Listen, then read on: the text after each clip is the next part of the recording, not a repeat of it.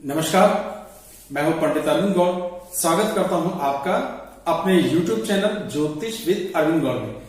तो हमारी आज की चर्चा का विषय है शुक्र और राहु की युति। इसको समझने के लिए जरूरी है कि पहले हम ये जाने कि राहु क्या होता है और शुक्र क्या होता है। तो राहु क्या है, राहु का स्वभाव क्या है, इसको समझिए।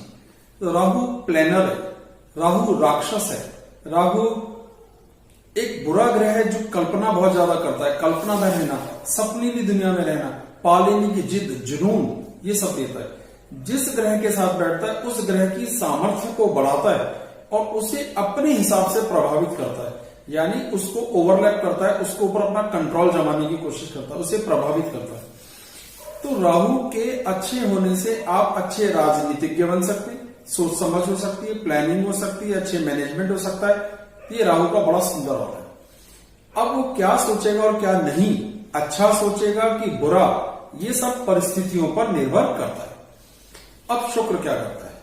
तो शुक्र की एक स्थिति यह है कि वो जब अच्छी स्थिति में होगा तो आनंद देगा, प्यार देगा, भोग देगा, ऐश्वर्य देगा, सुख देगा, सुविधाएं देगा, धन संपदा सौंदर्य सब देगा। और जब राहु उसके साथ होगा तो इसकी लिमिट्स को बेतहाशा बढ़ा देगा, ड्रामे की लिमिट तक। इस सारी बात को समझने का सबसे आसान तरीका है शादी का टेंट। अब देखिए उसमें सब कुछ झूठ होता है, जबरदस्त शो ऑफ, जबरदस्त सजावट, जबरदस्त लाइटनिंग उसके अंदर हो रही होती है, सब सज धज के घूम रहे होते हैं, लेकिन आप एक दिन बाद जाएंगे वहां कुछ भी नहीं होता। क्या सीखा? कि राहु उस शुक्र के सौंदर्य को इस हद तक बढ़ा देता है कि हम अपनी कल्पना को साकार करने के लिए, अपने सुख को आनंद लेने के लिए दसियों लाख रुपया, 15 लाख, 20 लाख रुपया एक दिन की दावत में खर्च कर देते हैं। ये राहु और शुक्र का एक तरीका है। अब कोई इसके भ्रम में आ जाए और ये सोचे कि आप इतने बड़े हैं कि आपके पास इतना रुपया बरसता है, तो ये भ्रम हुआ। तो राहु और शुक्र क्या करते हैं कि वो मिल जाए एक साथ तो थोड़ा चरित्र गड़बड़ होता है, क्योंकि शुक्र चरित्र को भी संभालता है, वैवाहिक जीवन को संभालता है, तो कहीं ना कहीं चरित्र की शिथिलता बढ़ाएगा। ये राहु की जिम्मेदारी हो गई। कहीं ना कहीं वो शुक्र से कुछ ऐसे काम करवाएगा जिसे हम भितरघात कहते हैं। जैसे कि राहु की एक खास क्वालिटी होती है, वो सेपरेटर है। वो जिस ग्रह के साथ बैठता है उस ग्रह के सुखों को कम भी कर देता है, आपसे छीनता है उन चीजों को। वो राक्षस है ना, उसकी प्रवृत्ति है। अब राहु और शुक्र इकट्ठे होंगे तो क्या हुआ? आप प्रेम के लिए भाग दौड़ तो करते हो पर आपको प्रेम मिलता नहीं है। एक तरीका तो यह है बात करने का, यानी लंपट योग हुआ, चरित्रहीन योग हुआ। दूसरा, आपको धोखा मिलता है। आपके साथ एक दोस्त है, आपका बड़ा अच्छा दोस्त है, आपको उससे बहुत बिलीव है, आप 15 साल से उसे जानते हो, लेकिन इस योग के कारण क्या होगा कि पता ही नहीं चलेगा कब वो आपकी पत्नी, बेटी, बहन या परिवार की किसी और महिला में इतना इंटरेस्टेड हो गया कि वो आपके साथ धोखा करके उनके साथ शादी या किसी तरह का अफेयर जमाया और आपको लगा कि ये तो धोखा हो गया मेरे साथ, मैंने सपने में भी नहीं सोचा था। तो ये योग धोखा भी दिलवाता है, अपनों से धोखा दिलवाता है। इसीलिए मैंने शब्द इस्तेमाल करा था भितरघात। ये बातें जानना जरूरी है, तभी आपको इस वीडियो को अपनी लग्न या राशि पर देखने में आनंद प्राप्त होगा। तो थोड़ा सा चरित्र की स्थिति है, लेकिन अब अगर से मीठे पर लेके चलते हैं, अच्छी बात को मान के चलते हैं, तो क्या करेगा? एक्सट्रीम लिमिट तक आपको जुनून देगा। मसलन अगर ये अच्छे घर में बनता है तो अथाह पैसा कमाने की ताकत देता है, क्योंकि अब शुक्र भोग विलास की तो है। तो उस सूरत में वो ऐश्वर्य के लिए जान लगा देगा कि ये कार खरीदनी है, चाहे कितनी मेहनत करनी पड़े, ये बिल्डिंग बना के दिखा दूंगा, ये मकान बना के दिखा दूंगा, ये चीज हासिल करके दिखा दूंगा। विदेश घूमने जाना, दौरे करना, महंगे होटलों में रुकना, महंगी घड़ियां पहनना, ये शौक पैदा करेगा। तो अथाह धन भी देगा, उस धन का शो ऑफ भी देगा, उस धन से अपोजिट सेक्स के प्रति आकर्षण को भी बेहिसाब बढ़ा देगा। ये सारी चीजें देगा। देखिए कितने कमाल का ये युति है। और इस समय लास्ट में अगर आप अनमैरिड हैं तो इस सबको प्रेम में हम लेके चल सकते हैं, उम्र की शरारतें मान के चल सकते हैं। और आप शादीशुदा है तब भी ये प्रयास जारी है, तो अब खेल बिगड़ गया। तो अब आपकी वैवाहिक जिंदगी इससे इफेक्टेड होगी। आपको वहां, यानी अब आप किसी को धोखा देने का प्रयास कर रहे हैं, अपनी पत्नी को नहीं दे रहे लेकिन किसी और की पत्नी को या और किसी बच्ची महिला को आप फुसला रहे हैं। तो यही उसकी नेचर है इसीलिए इसे लंपट योग या चरित्रहीन योग भी कहते हैं। और एक इसका प्रभाव क्या था कि आपके साथ कोई आपका दोस्त धोखा कर जाए, आपको पता भी नहीं चलेगा। तो इन दोनों चीजों को, इन डेफिनेशंस को समझिए और आप शुरू करते हैं एक एक करके सारी लग्नों के ऊपर पड़ने वाला इसका इफेक्ट। मेष से शुरू करते हैं। तो मेष के लिए स्थिति तीसरे घर में बनती है। तीसरा घर हमारे प्रयासों का और एफर्ट्स का है। लेकिन अगर आप ध्यान से देखेंगे तो राहु और शुक्र की इस युति का जो अर्थ है वो ये कि राहु शुक्र के साथ है और सप्तम भाव पर, तुला राशि पर अपनी पूर्ण दृष्टि भी डाल रहा है, यानी भाव और भावेश को प्रभावित कर रहा है। तो राहु पूरी तरीके से यहां आपको प्रभावित करेगा, यानी जाने अनजाने आपका प्रेम होना, कुछ पुराना प्रेम का आपके जीवन में वापस लौट के आ जाना, ये सारे लक्षण दिखाई दे सकते हैं। आपको थोड़ी सावधानी रखने की जरूरत है। धन कमाने का भी मौका मिलेगा, ऐश्वर्य भी मिलेगा, सपोर्ट भी बहुत होगा, यानी ईश्वर की तरफ से कोई नुकसान नहीं हो रहा है आपको। लेकिन कहीं ना कहीं वैवाहिक जिंदगी में तनाव जरूर आएगा, एक्स्ट्रा मैरिटल अफेयर के नाम पर आएगा, चाहे बदनामियों के नाम भी क्यों ना आए। इस योग का यही एक असर है। धन भी देगा तो अपमान भी दे सकता है। ध्यान रखिएगा, सावधान रहिए। राहु को शांत कीजिए। राहु को शांत करने के लिए भगवान शिव पर जल चढ़ाएं, सतनजा दान दें, कुत्ते को दूध पिलाएं। इन 2-3 छोटे छोटे उपायों से राहु का मंत्र जाप भी आप कर सकते हैं। इन चारों में से जो भी आपको ठीक लगता है जरूर करें, आपको लाभ जरूर होगा। वृषभ लगन की बात करते हैं। लगन के स्वामी और राहु के साथ बैठता है। तो अब ये क्या कर रहा है कि कहीं ना कहीं आपके व्यक्तित्व को प्रभावित कर रहा है। और जब हमारा व्यक्तित्व ही कंट्रोलर स्टार ही शुक्र है और शुक्र शुभ, लेकिन राहु से वो हो गया बुरा, तो इम्पैक्ट जरूर आएगा। प्रयास करने की कोशिश, कुछ पा लेने की जिद, कुछ जुनून, कुछ सनक आएगी। तो थोड़ा बहुत वैवाहिक जीवन आपका डिस्टर्ब होगा। आपके मन में किसी के प्रति मोह जागृत हो सकता है। ये योग, जिसका नाम मैंने पहले लंपट योग या चरित्रहीन योग बताया, कि अपना प्रभाव गोचर का थोड़ा बहुत 1 महीने जरूर रखेगा। और इसमें एक विशेषता यह है कि पहले 16 दिन मंगल की भी दृष्टि पड़ेगी, गुरु की भी दृष्टि पड़ रही है। अगर मैं सभी चीजों को इकट्ठा लेके चलूंगा तो फिर विषय जरा कॉम्प्लिकेटेड हो जाएगा। तो ये मान के चलना चाहिए कि प्रेम का योग तो बनेगा ही बनेगा। आप सावधान रहें, और जिससे कि आपके साथ कोई धोखा ना हो, कुछ मिसहैपनिंग इस तरीके की ना हो जाए। अब मिथुन की बात करते हैं। मिथुन लगन के लिए लगन नहीं बन रहा है, पूरी तरीके से प्रभावी होगा, पूरी तरीके से लागू होगा, आमदनी का भी योग देगा। लेकिन अगर आप बहुत ईमानदारी से देखेंगे तो संतान के भाव पर सबसे ज्यादा इफेक्ट है। यानी आपके बच्चों के साथ धोखा हो सकता है, आपके बच्चों को कोई अफेयर हो सकता है, आपको बच्चों की तरफ से ऐसी कोई तकलीफ देखने में आ सकती है। आपका खुद का भी योग है। यानी 2 तरीके से बात हुई। जिनकी उम्र ज्यादा है उनको बच्चों की तरफ से थोड़ी दिक्कत होगी, जिनकी उम्र थोड़ी कम है उनको अपने आप से दिक्कत आएगी। तो ये प्रेम का योग पूरी तरीके से आप पे लागू होता है। धन कमाने के भी मौके मिलेंगे और इस तरह की गड़बड़ियां भी आ सकती हैं। आपको ये सावधानियां सीखनी ही होंगी।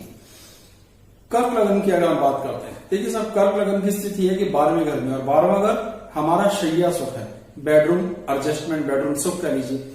तो वहां पर जब ये योग बनेगा तो कहीं ना कहीं इस योग की के कारण, इस राहु की कड़वाहट, इस राहु की बुराई के कारण तनाव जरूर आएगा। पर इसका लेना देना इनकम से बहुत अधिक होगा। वैवाहिक जिंदगी में कुछ खिचकिच जरूर आएगी, पर आमदनी के नए से नए मौके मिलेंगे जिसका आपको बहुत लाभ होता हुआ दिखाई देगा। वैसे भी 12वें घर में बैठा हुआ किसी भी लगन राशि या ग्रह से अगर 12वें शुक्र बैठता है, उसकी सामर्थ्य को बढ़ा देता है। तो उस लिहाज से भी ये बहुत अच्छी स्थिति है। सिंह की बात करते हैं। सिंह के लिए 11वें घर में स्थिति बनती है, अच्छी है। प्रयासों के घर पर पूर्ण दृष्टि है, लेकिन वो छोटे भाई बहनों का घर भी है। तो छोटे भाई बहनों की तरफ से किसी तरह का नुकसान या धोखा या तनाव देखने में आ सकता है।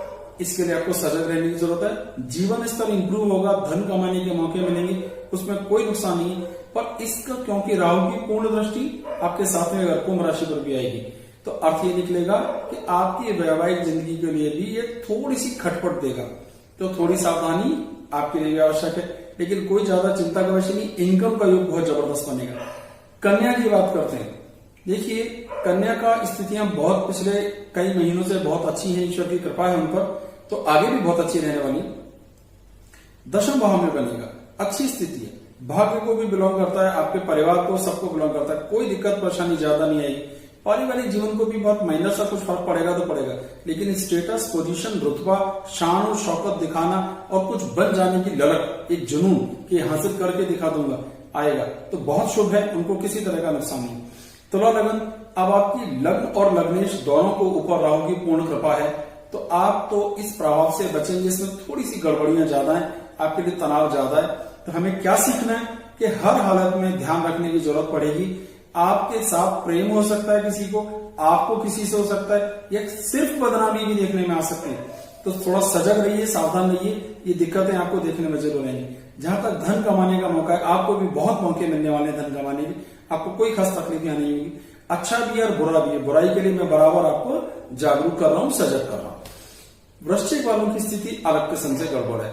12वें घर में स्थिति आएगी, यानी जो आपके पास है उसके खो जाने का खतरा, आपका अपनी पत्नी से या पति से तालमेल की स्थितियां खराब होने का जबरदस्त योग बन सकता है। तो वैवाहिक जीवन डिस्टर्ब हो रहा है, जमा पूंजी को दिक्कतें आ रही, खर्चे बहुत ज्यादा बढ़ रहे हैं, भागदौड़ बहुत ज्यादा बढ़ रही है, ऐसा कोई विशेष सुख होता हुआ नहीं दिख रहा है। तो अधिक नुकसान वृश्चिक वालों को दिखेगा, फायदा कुछ नहीं। परिवार में कलह, उस कलह का कारण इतनी देर से बराबर बयान हो रहा है। कोई एक्स्ट्रा अफेयर, कोई एक्स्ट्रा कहानी, चाहे वो झूठी क्यों ना हो, पर आएगी जरूर। धनु लगन के लिए सीधे सीधे प्रेम का बहुत सुंदर योग बनता है। प्रेम हो जाना, किसी के प्रति आकर्षण का अनुभव करना, या कोई नया एक रिलेशनशिप, एक नया रिश्ता शुरू होना, ये सब भी देखने में आ सकता है। तो अब से आप अच्छे पे लेना चाहें तो बड़ी अच्छी बात है। आप शादीशुदा हैं तो आपके लिए समस्या हो जाएगी, आप अनमैरिड है तो आपके लिए प्लस पॉइंट है, आपको लाइफ पार्टनर मिल सकता है।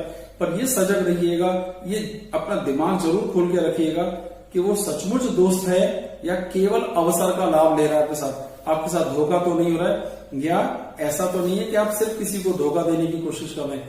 जैसी भी स्थितियां हैं, पर आपको उसके लिए जागरूक रहना बहुत आवश्यक है, अन्यथा ये सारी बातें गलत हो जाएंगी, नुकसान ही देखने में आएगा।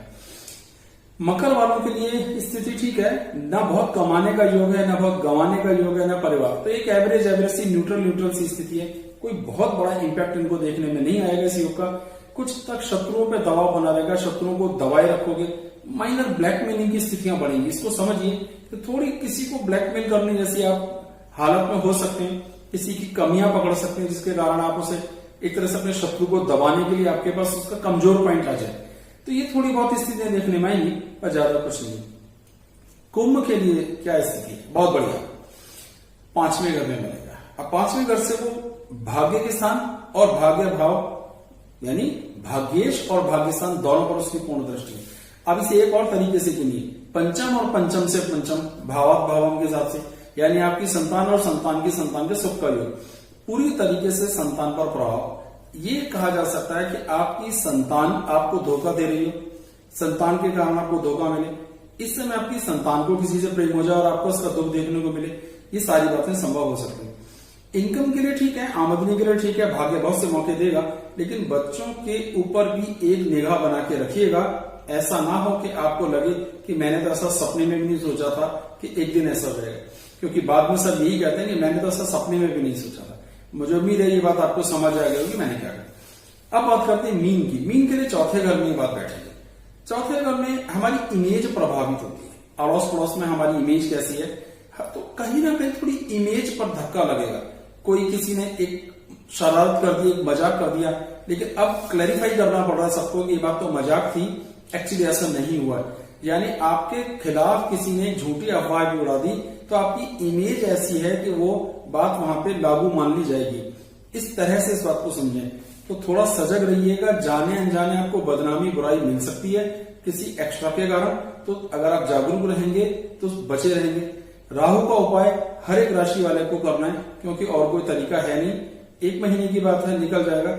सोचिए जिनकी कुंडली में ये योग जन्म से है, उनकी स्थिति क्या रहेगी। राहु की दशा में शुक्र की अंतरदशा या शुक्र की दशा में राहु की अंतरदशा आने पर ये योग सबसे ज्यादा इफेक्टिव हो जाता है। तो थोड़ा सा जागरूक रहेंगे, थोड़ा सावधान रहेंगे, इस योग को समझेंगे और इसका आनंद लेंगे, तो आपको तकलीफ नहीं होगी। लेकिन इस चकाचौंध में खो जाएंगे, जुनून में पड़ जाएंगे, इसके पागलपन और इसके नशे में फंस जाएंगे, तो लास्ट में आपको सिवाय बदनामी और खालियात के कुछ नहीं मिलेगा, क्योंकि ये हासिल कुछ नहीं होने देता। राहु लास्ट में आपको छीन कर खालियात छोड़ देगा। तो मुझे उम्मीद है ये सारा विषय आपको क्लियर हो गया होगा, आनंद भी दिया होगा और आप इसकी सावधानी भी बरतेंगे। बहुत बहुत धन्यवाद। नमस्कार।